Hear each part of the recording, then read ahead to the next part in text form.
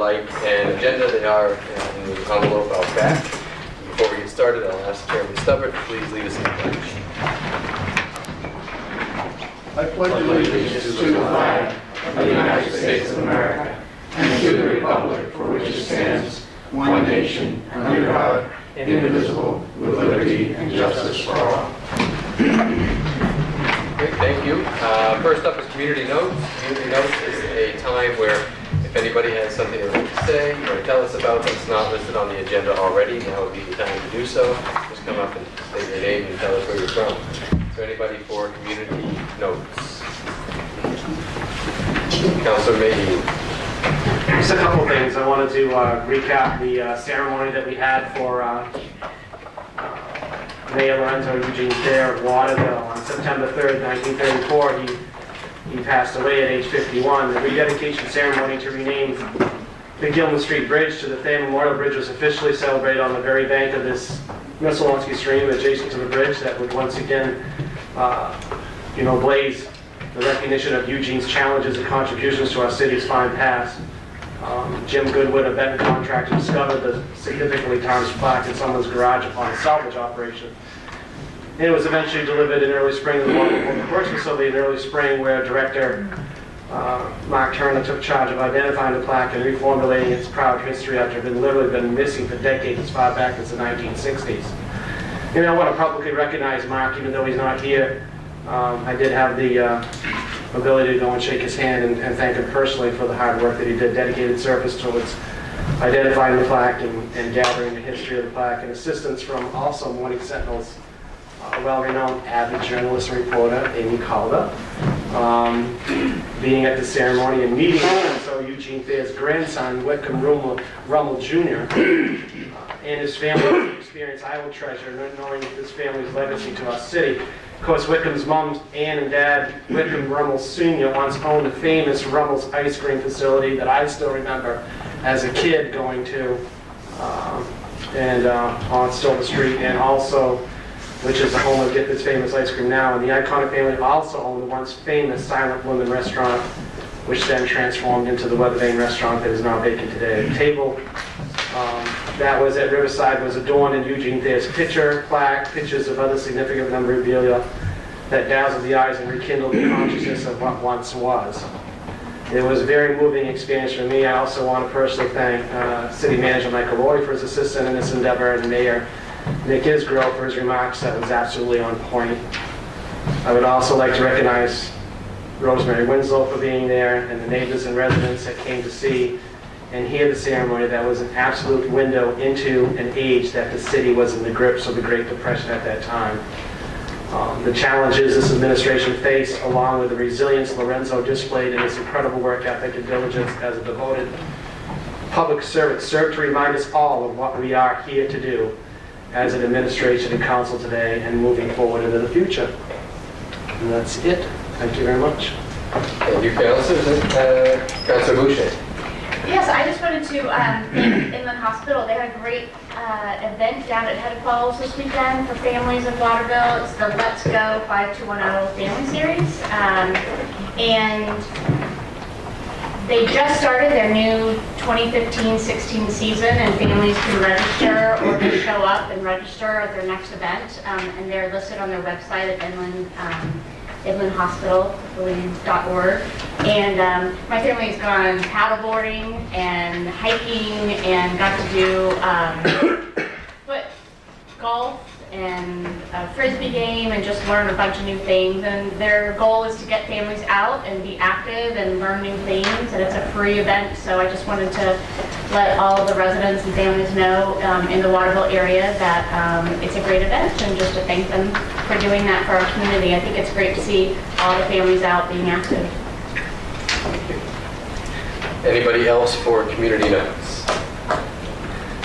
Okay, next up will be the approval of the consent agenda. Do I have a motion to approve the consent agenda? Move to adopt. Second. Okay, and we are going to have a motion to modify resolution number 1212015. Do I have a motion to do so? Motion to postpone. No. No, actually, I need a motion to amend the roll of accounts resolution to a different figure, and I'm happy to read the figure if that helps. The original figure was for municipal $969,349.29. Needs to be amended to $970,069.29.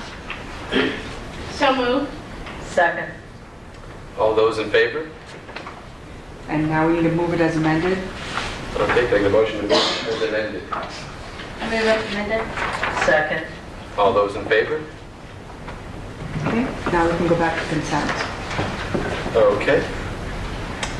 So there's a motion on the floor to approve the consent agenda and a second. Okay, all those in favor of approving the consent agenda? Thank you. Great. Unfinished business, we have resolution 1202015, and Michael? Right. I ask that you take a vote to postpone indefinitely because the roof repair project is coming way, way, way over bid. And we'd like to start all over again next spring, probably with a different design approach. I think the roof system we chose was probably the Cadillac of systems, and Greg and I are convinced that I don't think we can afford it. And secondly, or probably firstly, we can get a good job from a roofer in this area. I'm sure we can. So that's what we'd like to try next spring. Are we okay till next spring? Yeah, that's the key question. Right, that is the question. I think we'll have to probably do some patching and watch it carefully through the winter, but, right, I think we're going to be okay. Now, if you will see, if you're around City Hall in the next couple of weeks, a crane next to City Hall, only for the purpose of taking the bricks off the roof, because the chimney had to be repaired in the past month, and the height of it was reduced. It didn't need to be as tall as it was. And so the bricks that are left over from bringing the chimney down to a lower level are on there, and we really should get those off before the snow comes. So if you see a crane, that's why. Is the towel removed or taken down? The tower will be definitely removed. Yep, and matter of fact, the new one's going up tomorrow. Great. The new one should be up tomorrow, but it'll take a while to get all the electrical things connected and everything. So probably another month on that. Mike, when do you foresee having this patching done before winter flies? Yeah, as soon as that tower is off our roof, that'll be the time for us to fix the holes where the tower was and also anything else. But I think we're going to be okay through the winter. Do we have a motion to... Move to table indefinitely. Second. Okay, all those in favor?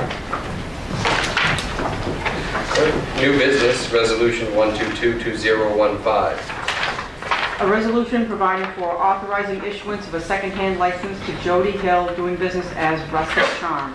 Be it resolved by the City Council of the City of Waterville, acting as municipal officers as follows, that the City Council hereby authorize the issuance of a second-hand license to Jody Hill doing business as Rustic Charm, 35 East Concourse. Move to adopt? Why not?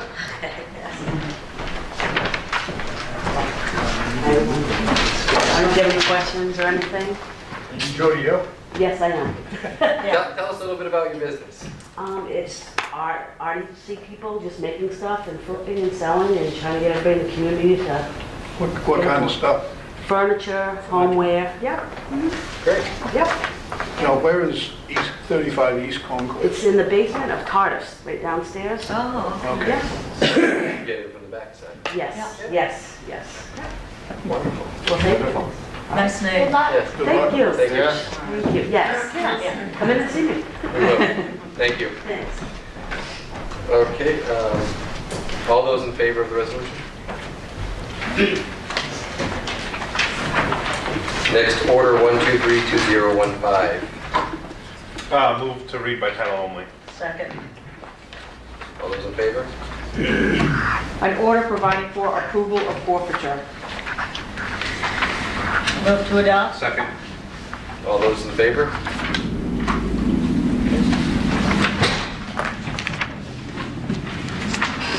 Oh, Pressure's on, Randy. We could make better time for very quick manager's report. Mr. Long? First item Dr. Mike. is tomorrow afternoon in this room, we'll be meeting our solid waste committee at 4 o'clock with a representative from the municipal review committee, associated with PERC. And this is kind of really the beginning of our serious investigation into the whole question of solid waste, what happens after our contract with PERC expires. I know that's 2.5 years away, but we can't wait, obviously, that long to find out where we're going to be in 2018. So that means tomorrow we'll be at 4. The only other item is today, finally, Bill Lee asked me to told me to sign the purchase and sale agreement for 10 Temple Court. So I think we're well on our way to completing that. The last 2 things that need to happen to complete that sale is they need to come forward with their repair plan and for the building, show that they have the financial resources to carry it out. And so once they do that, pay the $10,500, we'll hand them the title. Perfect. Parking's all set, we squared that away, so Bill's done a good job. Good. That's it. All right, well, Randy, before you come, the chair recognize Representative Tom Longstaff.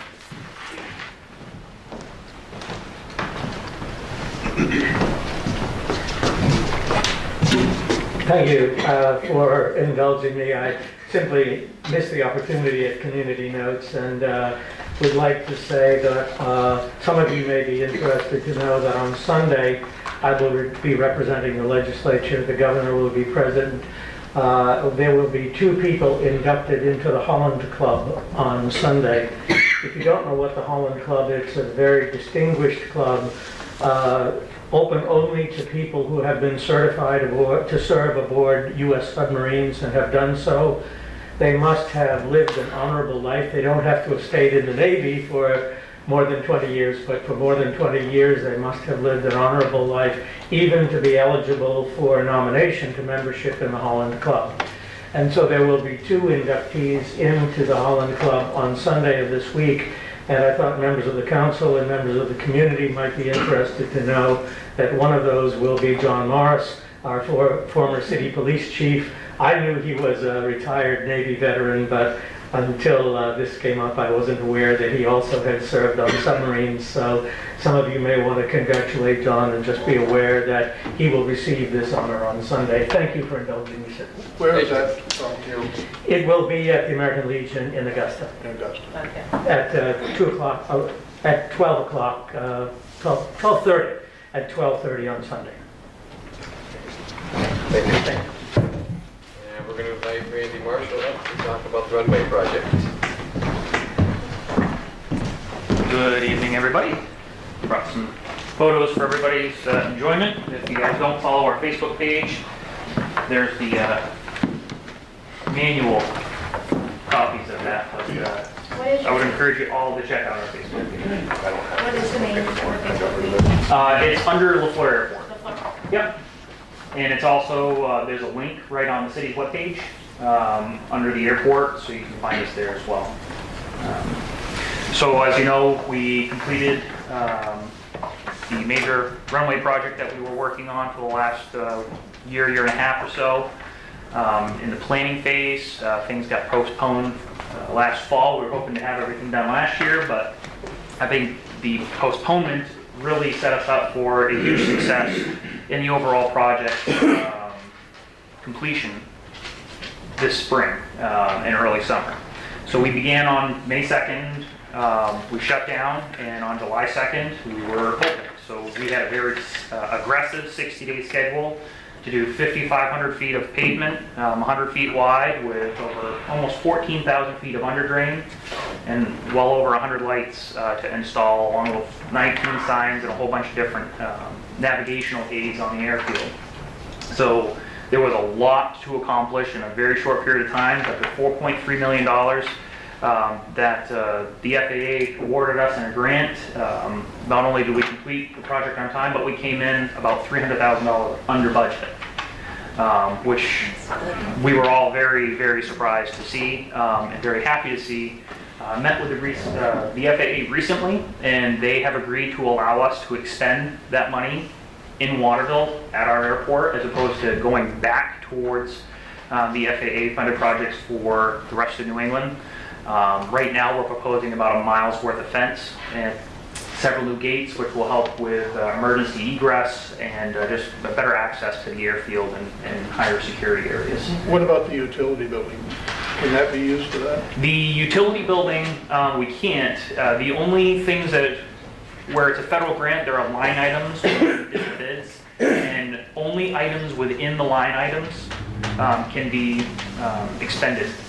So we can't add anything new like a utility building or a snow removal equipment building, which would have been great, but unfortunately we just don't have the ability to do that. Yep.